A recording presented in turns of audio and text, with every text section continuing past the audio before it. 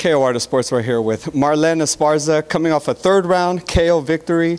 We were just talking right now. You came out just on a mission. I felt like you were like not taking no for an answer. This girl was not gonna make it. You're not gonna hear the final bell tonight. Yeah, I really wanted to stop her. That was my entire plan, the entire camp.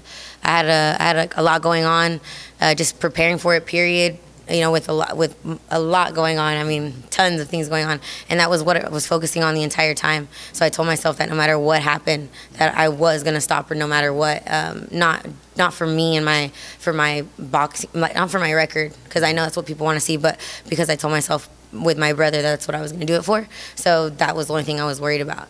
I mean, I don't care about getting hit. I just needed to. I could have slowed things down a little bit. I got a little bit greedy. Right, so I was like throwing, and I knew I was landing, and instead of being a little smarter and moving, and then coming back in, I just wanted to get it done. I think I could have fixed that, but I was happy with it, and I was happy. With all the things happening in this camp, obviously, unfortunately, your brother passing, and just I mean, a fight camp alone, I feel is stressful enough without adding to it.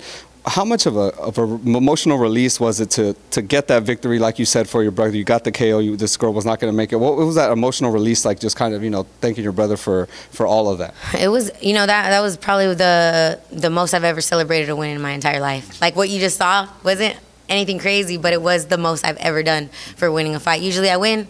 I'm used to winning. Right. Good job. Let's walk away. But I was just like so happy that I got it done, and I got it done in the way that I wanted it to. When can we see you again? Obviously, you put on a good performance tonight on Australia TV. Your fans are going to want to see you again. You have a timetable thinking when you're going to come back? Within the next month, to be honest with you. I want to get in there. I want to stay really busy this year. I want to start getting into the rankings already. I'm already ready. I think another 3 fights, and then I'll be ready to go for a title. So I just want to stay busy, stay active, and have a really good, strong year, and have an even better year next year. Obviously, you're here in LA. Question always comes up with Seniesa Estrada being here. She was in the crowd today. You pointed at her right after the fight. Did you say anything to her when you kind of pointed at her, kind of sending a message to her? Yeah, and she nodded. She knew exactly what I was talking about. I was like, Seniesa's, the way I see it is Seniesa came to my fight. I think she woke up this morning at 8 o'clock in the morning to listen to me on the radio. That's dedication. I am never going to wake up at 8 o'clock in the morning and listen to someone on the radio, and then she wants to talk about it. I mean, I'm going to answer questions because her name's coming up all the time. But to me, Seniesa is just another fighter. I've known Seniesa since I was like 19 years old. She's nothing new to me. And I think it'll make a good fight. I think, she's a good fighter, but she's not a better fighter than me. You say you've known her for a long time. There obviously is some type of animosity. Do you know when that kind of started between you guys two? Like, can you pinpoint kind of a time when you were like, okay? Oh, yeah, for sure. Me and Seniesa were cool, and I didn't mind her. But I didn't see her for a while. She turned pro, early, like 09, 2010 or something. She went MIA, the Olympics happened, there was a whole movement.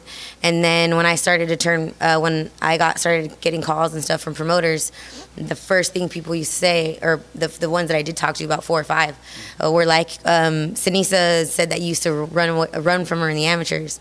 And it was like, then I was just, it was cut. Right. Cut from there. It was like, okay. And it was just whatever type of situationship that was, it's gone. Like, I don't have respect for liars. So, obviously, that fight, you guys are both kind of young in your career. Like you said, she turned pro before you, so she has a little more experience. So, I mean, you get asked the question a lot, like you said. Do you feel like this fight needs to kind of build up to really kind of maximize the attention that it can get? Yeah, and the thing about this fight is I think it's going to build itself for real because this is real. Like, this isn't just, okay, 2 people in the same weight division that will be a good rivalry and let's make this hype. Like, I legit don't like her. So it's going to happen, and it's going to be, there's things that I don't really want to say, you know what I mean? Like, I'm cool with just fighting. But with Seniesa, it's too much for me. So things will build, and I think it'll build, and it'll build, and it'll build. And I'm hoping for sure by the end of the year. But this year is going to happen. This year is going to happen? This year is going to happen. Wow. You're not trying to let it build up too much then. You want it now. Well, the way we're talking about it, I think it's going to get built pretty quick, right? That's true. I mean, she's at my fight. It's my 5th fight, and she's at my fight. So it's kind of like, and I'm in her hometown. So, wow. I mean, if she's been pro a lot longer than me, but I'm right there, and it's going to happen. Well, we're definitely looking forward to it. Tell the fans where they can follow you, follow your journey, all that stuff. You're a good follow on Instagram. Definitely let them know. On Instagram, it's Marlen_Esparza. Twitter, it's Marlen112 Boxing.